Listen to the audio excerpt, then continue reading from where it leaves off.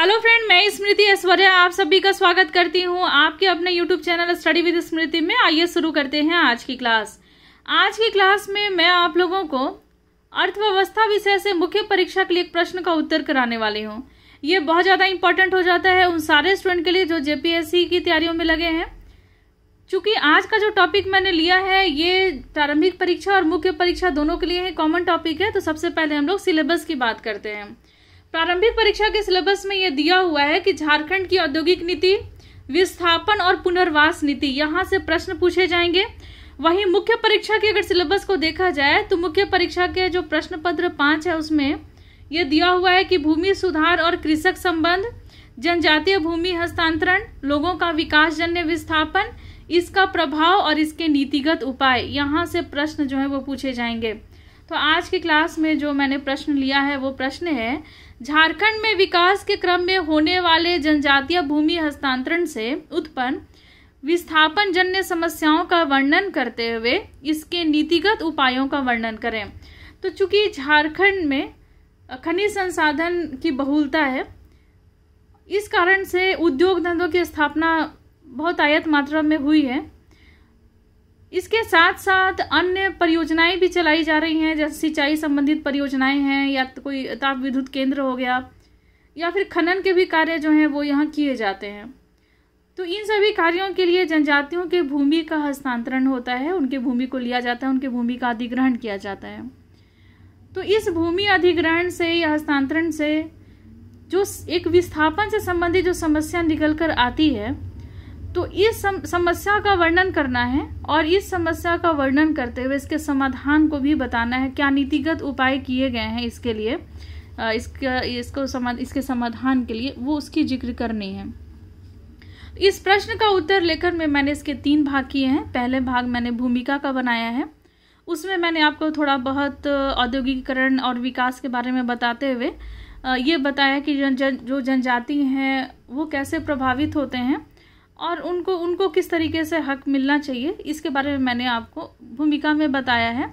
फिर इसके बाद मैंने कुछ ऐसे एग्जाम्पल दिए हैं जिससे झारखंड में, ये मुख्य भाग का मैं वर्णन कर रही हूँ, मुख्य भाग में मैंने कुछ ऐसे एग्जाम्पल दिए हैं जिसमें ये पता चलता है कि कौन कौन सी झारखंड में ऐसी परियोजनाएं आई हैं जिससे परिवारों को विस्थापित होना पड़ा है, भूमि का अधिग्रहण करना पड़ा है। तो कुछ का मैंने यहाँ एग्जाम्पल दिया है और फिर उसके बाद कुछ समस्याओं के बारे में मैंने बताया है कि इससे संबंधित कौन कौन सी समस्याएं हैं जो जनजातियों के सामने खड़ी हुई, और उसके बाद इस समस्या से निपटने के लिए सरकार के द्वारा कौन कौन से नीतिगत उपाय किए गए हैं इसका भी मैंने वर्णन किया है, और लास्ट में मैंने निष्कर्ष लिखा है। तो यही सब हम लोग आज की क्लास में जानेंगे। तो चलिए हम लोग सबसे पहले भूमिका के बारे में जानते हैं। भूमिका, झारखंड राज्य प्राकृतिक संसाधन से परिपूर्ण है। बढ़ते हुए औद्योगिकीकरण और विकास का दौर में झारखंड में भी समय समय पर विकास परियोजनाएं लाई गई हैं। चूंकि पूरे विश्व में ही विकास जो है वो हो रहे हैं, तो झारखंड भी इससे अछूता नहीं है, क्योंकि झारखंड राज्य जो है वो प्राकृतिक संसाधन से परिपूर्ण राज्य है। तो समय समय पर यहाँ भी विकास के कई परियोजनाएं आई हैं जो जनहित में रही। जनहित के लिए ये सारी परियोजनाएं लाई जाती हैं। ऐसा नहीं है कि पर्यावरण को नुकसान करने के लिए लाई जाती हैं या जनजातियों को प्रभावित करने के लिए, वहाँ के लोगों को प्रभावित करने के लिए परियोजना लाई जाती है। ये जितनी भी परियोजनाएं आती हैं ये जनता के हित के लिए होती हैं। हाँ, ये बात और है कि अगर किसी तरीके से, सही तरीके से कोई नियम कानून अगर नहीं बनाए जाते हैं, क्रियान्वित नहीं किए जाते हैं, नियम रहते हुए भी अगर उसका क्रियान्वयन सही तरीके से नहीं हो पाता है, तो जितना लाभ मिलना चाहिए वहाँ के लोगों को, तो वो लाभ नहीं मिल पाते हैं। तो यही समस्या के रूप में सामने आ जाती है और इन्हीं के बारे में हम लोगों को अपने क्लास में बताना है। देखिए, झारखंड में समय समय पर विकास परियोजनाएं लाई गई जो जनहित में रहीं। झारखंड राज्य के लिए ये योजनाएं जो थी ये चुनौतीपूर्ण भी रहीं, क्योंकि इन विकास परियोजनाओं का प्रतिकूल प्रभाव भी यहाँ की जनजातियों पर पड़ा। अनुकूल प्रभाव तो था ही, वहाँ के लोगों को रोजगार मिल रहा था, या फिर वहाँ के झारखंड के लोगों को इससे बहुत सारे बेनिफिट्स थे। लेकिन उसके साथ साथ कुछ लोग ऐसे भी थे जिन पे उनका प्रतिकूल प्रभाव पड़ रहा था। यहाँ की जनजातियों पर इसका प्रतिकूल प्रभाव पड़ा और उन्हें विस्थापन जन्य समस्याओं का सामना करना पड़ा। विस्थापन जन्य जो समस्याएं हैं उनका सामना करना पड़ा। झारखंड राज्य के लिए यह सुनिश्चित करना आवश्यक है कि सभी वर्ग जो हैं वो देश की आर्थिक और सामाजिक समृद्धि में हिस्सेदारी करें। ये बहुत ज़्यादा ज़रूरी है इस बात को सुनिश्चित करना कि हमारे देश के जो भी वर्ग हैं, जितने भी वर्ग हैं, सभी वर्ग का हमारे देश में जो भी आर्थिक विकास हो रहा है या सामाजिक समृद्धि है, इनमें उनकी हिस्सेदारी को सुनिश्चित किया जाए। यह व्यापक रूप से स्वीकार किया जाता है कि झारखंड की आबादी के एक बड़े हिस्से, विशेष रूप से जनजातीय समुदायों को पिछले कई दशकों में कार्यान्वित जो विकास परियोजनाएं हैं उसका पूरा लाभ नहीं मिला है। जनजातियों की भूमि हस्तांतरण संबंधी समस्या के समाधान के लिए विभिन्न नीतियां भी बनाई गई हैं, जो कि समय समय पर अलग अलग नीतियां लाई गई ताकि उनका जो भूमि हस्तांतरित हो रहा है तो उससे संबंधित जो समस्या पैदा हो रही है तो वो समस्या वो उनको ना होना पड़े। देखिए अब क्या है कि हम लोग कुछ परियोजनाओं के बारे में जानेंगे और उस परियोजना से कितने लोग बेघर हुए, कितने लोगों को विस्थापित किया गया और कितनी भूमि जो है वो अधिग्रहित की गई। तो चलिए हम लोग जानते हैं। तो HEC जो है, जिसको भारी इंजीनियरिंग कॉरपोरेशन रांची जो है, भारी इंजीनियरिंग कॉरपोरेशन, तो हैवी इंजीनियरिंग कॉरपोरेशन इसको बोलते हैं HEC, जो रांची में है। 1958 ईस्वी में जब ये इसका स्थापना हुआ तो उससे जो विस्थापित परिवार थे तो उसमें 25 गांवों को विस्थापित किया गया था। 25 गांव के 1,02,990 व्यक्ति को विस्थापित किया गया। विस्थापित भूमि जो थी वो थी 3,654 एकड़ आदिवासी भूमि। तो इतना भूमि जो था उसको अधिग्रहित किया गया और इतने लोग जो थे 1,02,990 लोग जो थे इनको वहाँ से विस्थापित किया गया। बोकारो स्टील प्लांट, इसमें विस्थापित परिवार हैं, लगभग 46 गांव इसमें विस्थापित हुए और लोगों की संख्या क्या थी तो 12,487 आदिवासी लोग जो थे वो इसमें विस्थापित हुए थे। और भूमि की अगर बात की जाए तो विस्थापित भूमि जो थी वो थी 34,227 एकड़ भूमि। वहीं पे जो कोयला खदान है, जो 1981-85 में कोयला खदान था, तो उसमें विस्थापित परिवार हुए 32,709 परिवार और उसमें आदिवासी लोग जो थे वो थे 1,80,101 आदिवासी जो थे, इतने आदिवासी जो थे ये विस्थापित हुए थे। लेकिन पूर्व में जो अधिग्रहण अधिनियम जो थे वो 1894 ईस्वी CBA अधिनियम 1997 के अंतर्गत उद्योगों, डैमों एवं खानों की स्थापना के लिए इस काफ़ी भूमि अर्जित की गई थी। शुरुआत में तो इस अधिनियम के द्वारा भूमि अर्जित की गई थी। कौन सा अधिनियम था ये? तो भूमि अधिग्रहण अधिनियम 1894, इसके आधार पे भूमि को अधिग्रहित किया गया था। बहुत सारी भूमि इसके आधार पे अर्जित की गई थी। भूमि अधिग्रहण से काफ़ी बड़ी संख्या में लोग विस्थापित हुए। भूमि के इस हस्तांतरण से जनजाति जो थी अपनी भूमि, वन, जल संसाधन, सामुदायिक पहचान और जीविकोपार्जन ये सभी खो बैठे थे। तो क्या समस्या आई थी? तो देखिए भूमि हस्तांतरण से कौन कौन सी समस्या आती है। तो भूमि के इस हस्तांतरण से जो जनजाति थे वो अपनी भूमि खो दिए, वन पे जो उनका अधिकार था वो उनका चला गया, जल संसाधन पे जो उनका अधिकार था वो चला गया, जो उनकी सामुदायिक पहचान थी वो खत्म हो गई और जीविकोपार्जन जो थी वो भी उनकी खो गई। स्थानीय लोगों के अशिक्षित होने एवं उनमें तकनीकी योग्यता के अभाव में उद्योगों एवं खानों में उन्हें प्रत्यक्ष या अप्रत्यक्ष रूप से रोजगार की प्राप्ति नहीं हुई। देखिए चूंकि उनको रोजगार मिलना था लेकिन लोग अशिक्षित थे, उनको ये पता नहीं था कि वो अपने अधिकार कैसे लेंगे, या फिर अशिक्षित होने के कारण वो सही रोजगार चुन नहीं सके, उन सही रोजगार में नहीं आ पाए और उनमें कुछ तकनीकी योग्यता भी नहीं थी जिस कारण से उनको रोजगार नहीं मिल पाया। प्रत्यक्ष या अप्रत्यक्ष रूप से रोजगार की प्राप्ति उनको नहीं हुई, जिससे उन्हें विकास का फायदा प्राप्त नहीं हुआ। विकास तो हो ही रहा था, भारत का विकास हो रहा था, झारखंड का विकास हो रहा था, लेकिन इस विकास का जो फायदा मिलना चाहिए वहाँ के लोगों को, जो वहाँ से विस्थापित हुए उन सारे परिवारों को, तो वो उनको लाभ मिल नहीं पाया, उससे उनको फायदा हुआ नहीं।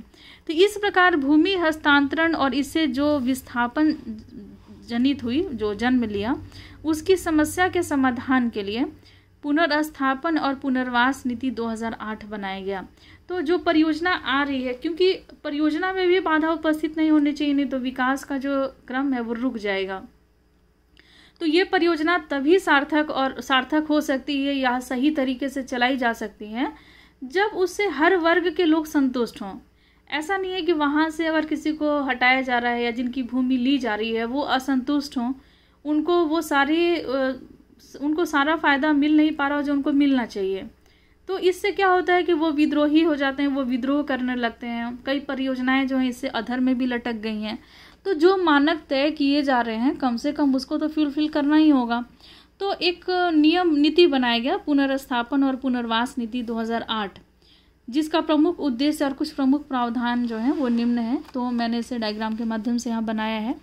तो देखिए, कोई भी इस तरीके की नीति बनाई जाती है, जैसे पुनर्वास नीति और पुनर्स्थापन नीति जो 2008 बनाई गई, तो इसमें सबसे पहले तो ये सुनिश्चित किया जाता है कि कोई भी विस्थापन ना हो, विस्थापन हो ही ना। अगर विस्थापन हो भी रहा है, लोगों का विस्थापन हो रहा है, लोगों से भूमि ली जा रही है, तो अगर बहुत मतलब लिया जाना ही है, अगर इसके अलावा कोई उपाय नहीं है, तो न्यूनतम विस्थापन हो, बहुत कम ही लोगों का विस्थापन किया जाए, जितना कम से कम हो सके लोग वहाँ से विस्थापित हों।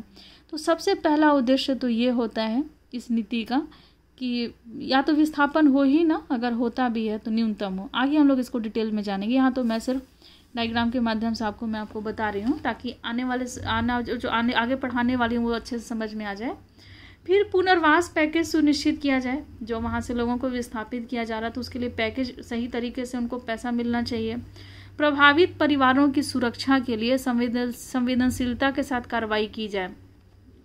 तो जो भी उस परियोजना में प्रभावित हो रहे हैं, जो भी परिवार, तो उनकी सुरक्षा बहुत बड़ी जिम्मेदारी होती है और उनकी सुरक्षा के लिए बहुत संवेदनशीलता के साथ कार्रवाई की जाए। अगर वो किसी कारण से असंतुष्ट हैं, अगर उनको लगता है कि नहीं, उनको नहीं हटना है वहाँ से, वो वहाँ से जाना नहीं चाहते हैं, वो जगह नहीं छोड़ते, तो उनके साथ बहुत ही संवेदनशीलता के साथ काम करना चाहिए, ना ही शक्ति के साथ। फिर परियोजनाओं के सामाजिक प्रभाव का मूल्यांकन। जो भी परियोजनाएं लाई जा रही हैं तो उस परियोजना से जो लोग, वहाँ के लोग प्रभावित हो रहे हैं, तो उनका वहाँ मतलब परियोजना का क्या समाज पे प्रभाव पड़ रहा है।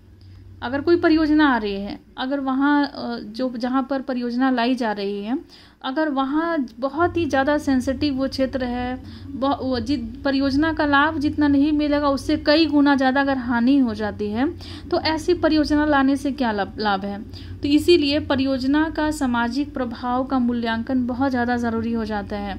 तो ये भी इस नीति में ही लाया गया है कि परियोजनाओं का सामाजिक प्रभाव का मूल्यांकन करना है, और फिर ये भी जांचना ज़रूरी हो जाता है कितने परिवार जो हैं वो इससे प्रभावित हो रहे हैं क्या।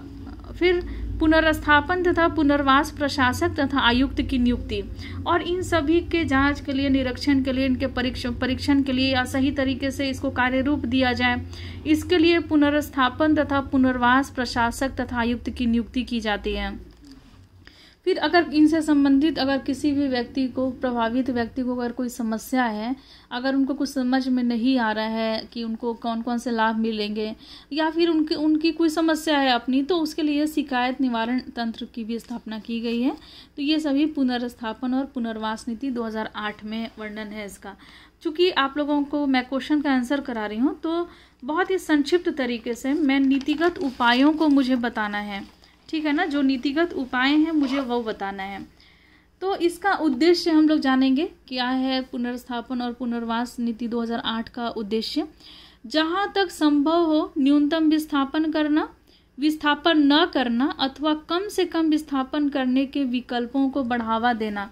अगर इसका कोई विकल्प होता है कि अगर कोई परियोजना आ रही है तो उससे अगर विस्थापन हो रहा है, तो सबसे पहला प्रयास होगा कि उस परियोजनाओं को इस तरीके से लेकर आना है कि विस्थापन न हो। उस परियोजना को हो सकता है कोई ऐसे जगह पर शिफ्ट किया जा सकता है जहां पर विस्थापन संबंधित समस्या न झेलनी पड़े। अगर कोई उपाय नहीं है तो ही ये दूसरा उपाय है। तो अगर इसका कोई विकल्प होता है तो उस विकल्प को बढ़ावा देना जरूरी है, ये उद्देश्य है इसका। फिर प्रभावित व्यक्तियों की सक्रिय